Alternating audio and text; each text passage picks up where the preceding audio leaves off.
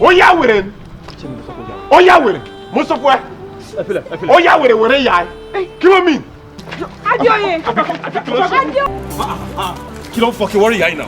dákun má bínú torí Ọlọ́run dákun ọmọ mi jọ má bínú. you see ṣé tí ojú yẹn bá fọ́ ṣé fọ́ lọ́pọlọ náà ni ìyá ẹ̀ lè bí orú mi lọ́mọ àṣẹ ẹ̀yin lórí adé ńlẹ̀ yẹn. Will you keep quiet? What is wrong with you?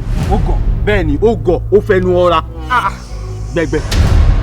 gbọ́ kò sẹ́ni méjì tí náà yọ fẹ́ Adéoyè lọ ìfẹ́ bọ́ọ̀kì bá fàdéoyè ajẹ́pọ̀ ọ̀kẹ́fẹ́ lọ́kọ̀nù.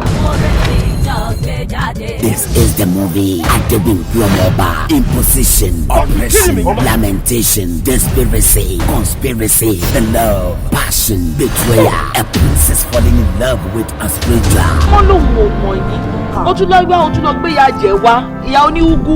olórí stop talking like this jàre ẹ̀yin sọ̀rọ̀ bẹ́ẹ̀ ṣe sọ̀rọ̀ yìí jàre àbí kí ni gbogbo nǹkan tó sọ yẹn ẹ̀ ẹ̀ ṣe pé ọmọ tó kó wọn mọ̀ ṣe ìwọ ni ọ̀rọ̀ tẹ́lẹ̀ máa ń lù ẹ̀kọ́ pikin wey dey come for market who dey give am ó ń gbẹ̀wò kó ń gbẹ̀ pẹ̀lú wíìkù.